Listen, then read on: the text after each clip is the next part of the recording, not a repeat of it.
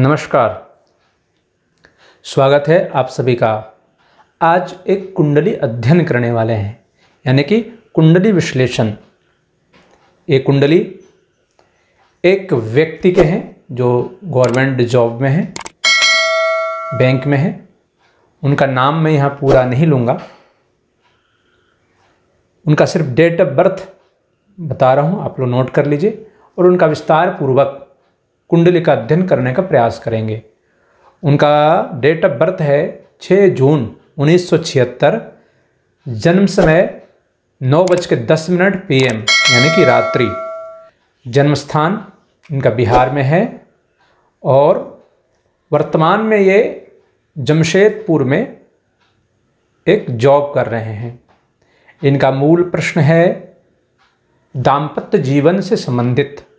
दाम्पत्य जीवन में इनका कलह है और वर्तमान समय में ऐसी परिस्थिति क्या है कि दाम्पत्य जीवन में आगे इनका जीवन क्या रहेगा, उस बारे में इनका प्रश्न है।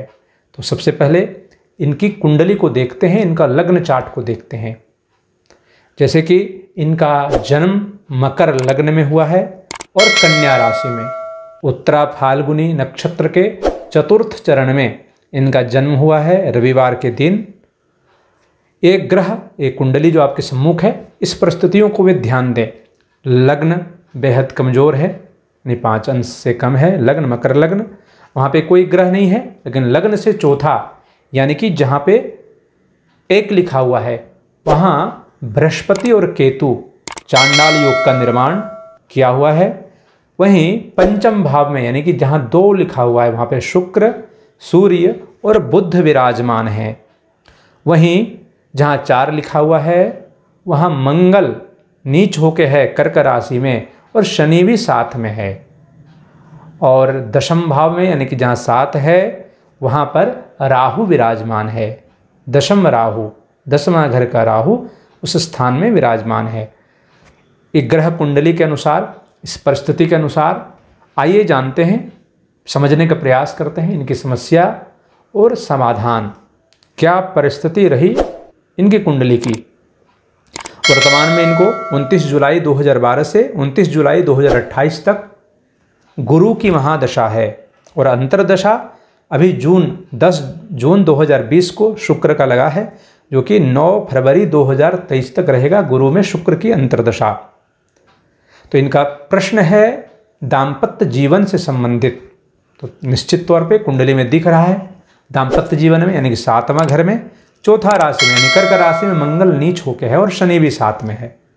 तो दाम्पत्य जीवन में सबसे बड़ा कलह तो सामने इनका दिख रहा है कि मंगल नीच का होना और शनि साथ में होना, लग्न कमजोर होना। शनि की पूर्ण दृष्टि वहाँ पे लग्न में है, तृतीय दृष्टि भाग्य में है और दशम दृष्टि कुटुंब भाव में है।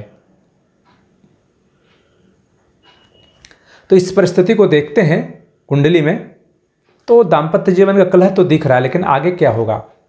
तो इनकी कुंडली में ये परिस्थिति है कि इनको अपने दाम्पत्य में कोर्ट कचहरी से भी जूझना पड़ेगा और संभावना ऐसी बन रही है इनकी कुंडली में कि ये कलह बहुत आगे बढ़ेगा और हो सकता है इनको तलाक लेना या देना पड़ जाए। ऐसी परिस्थिति इनकी कुंडली में है, कारण कि गुरु मकर लग्न में गुरु अकारक होते हैं, अच्छे फल देने वाले नहीं होते हैं और उसमें भी चौथा गुरु है इनका। चतुर्थ भाव का गुरु ऐसे भी फल नहीं देते हैं और ज़्यादा खराब हो गया केतु के साथ विराजमान हो गए, यानी कि चांडाल योग चतुर्थ भाव में होना।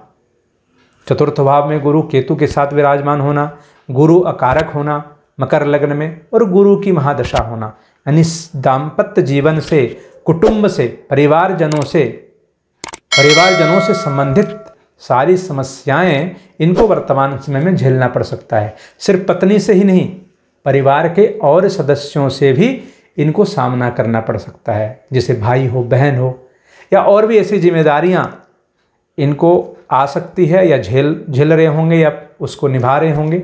ऐसी परिस्थिति इनकी बनी हुई है और इसके कारण से इनको मानसिक परेशानी इत्यादि इनको बना रहता है। राहु दशम भाव में है, दशम भाव का राहु अच्छा फल देने वाला तो होता है, यानी कि पिता स्थान में राहु है।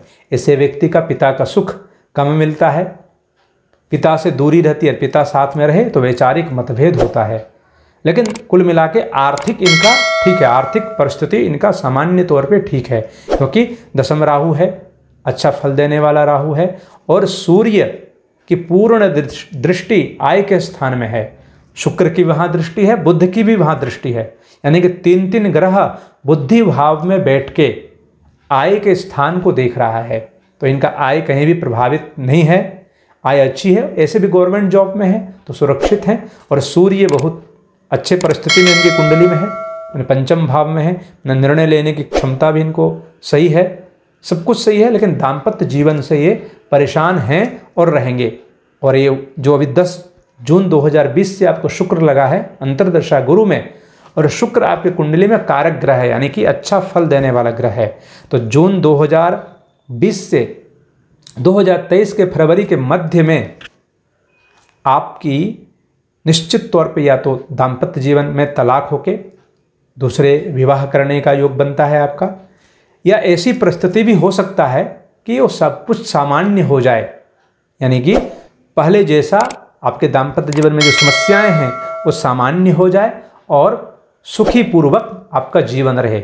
जो भी होना है ये जून 2020 से 2023 के फरवरी तक आपका हो जाएगा, क्योंकि शुक्र आपका कारक ग्रह है। शुक्र अच्छा करेगा आपके लिए, अच्छा फल देगा आपके लिए, और आप जिस विषय को लेकर परेशान हैं उसमें आपको समाधान शुक्र ही निकालेगा।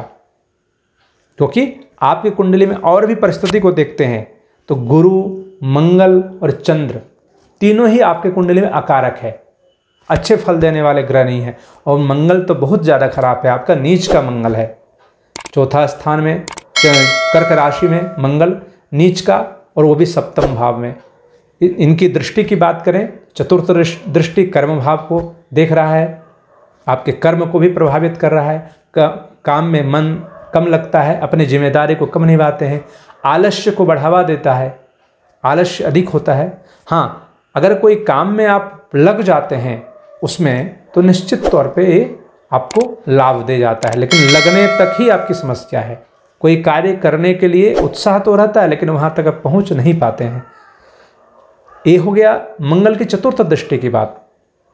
लग्न में भी मंगल की सप्तम दृष्टि है और धन भाव में 8वां दृष्टि है मंगल की, यानी कि धन भी आपसे खर्च होते हैं, व्यर्थ में भी खर्च हो सकते हैं, ऐसी परिस्थिति बनता है। और लग्न में मंगल की दृष्टि होना, शनि की दृष्टि होना, शनि का लग्न होना और लग्न बेहद कमजोर होना आपकी कुंडली में, ये निश्चित तौर पे आपको व्यक्तित्व को परेशान करता है, यानी कि कलंकित भी करता है।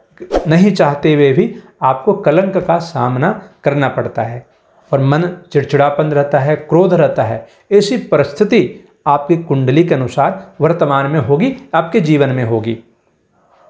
लेकिन घबराने की बात नहीं, आपकी कुछ जून में परिस्थितियां चेंज हुई है। शुक्र की अंतर्दशा में दाम्पत्य जीवन से निकलने का पूर्ण संयोग बना हुआ है। दाम्पत्य जीवन में जो समस्याएं आपकी चल रही है वहाँ से या तो बिल्कुल छुटकारा पाएंगे या तो बिल्कुल पहले के तरह सामान्य हो जाएगा। लेकिन अधिक परिस्थिति जो बनती है आपकी कुंडली में वो दाम्पत्य जीवन छूटने की बनती है और नए जीवन शुरू करने की परिस्थिति विशेष तौर पे आपकी कुंडली में बनी हुई है।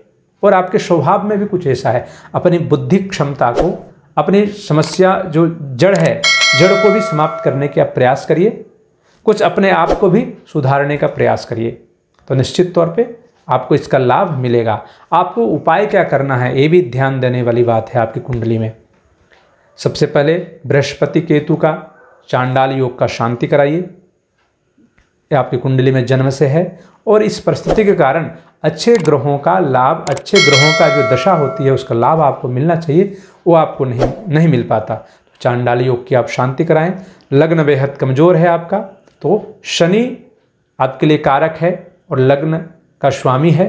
शनि लग्न को थोड़ा मजबूत करिए, यानी कि आपको रत्न धारण करना चाहिए, नीलम या नीलम का उपरत्न नीली हो, जामुनिया हो, लाजवर्त हो, इनमें से कोई भी एक रत्न आप धारण कर लें। नीली आपकी क्षमता नीलम पहनने की है तो नीलम पहन लीजिए, नीलम आप नहीं पहन सकते हैं तो नीली या जामुनिया, इस तरह के रत्न आप धारण करिए, 5 से 7 रत्ती का। हम बात करेंगे मंगल जो आपका नीच का है। मंगल नीच के लिए मंगलवार के दिन आप लाल वस्तु का दान करिए। प्रत्येक दिन हनुमान जी की उपासना करिए। विशेषकर मंगलवार के दिन चमेली का तेल, सिंदूर इत्यादि हनुमान जी को अर्पण करिए और लाल वस्तु का दान अपनी इच्छा और शक्ति के अनुसार आप करिए। एक विशेष ध्यान देने वाली बात यह है कि गुरु आपके लिए अकारक है और गुरु की महादशा है, तो गुरुवार के दिन पीला वस्तु का भी दान करने का आप प्रयास करिए। कोई भी पीला चीज़ आप दान करिए। विष्णु सहस्त्र नाम का पाठ हो सके तो प्रत्येक दिन करिए, या फिर कोई आसपास आपके ब्राह्मण हो, आपके यहाँ आता हो या उनसे संपर्क हो, उनसे आप संकल्प करा के विष्णु सहस्त्र नाम का पाठ अपने नाम से प्रतिदिन करवाइए, तो गुरु का सकारात्मक फल आपके सम्मुख आएगा। चांडाल योग की शांति करा लें और शनि का एक रत्न आप धारण कर लें लग्न को मजबूत करने के लिए।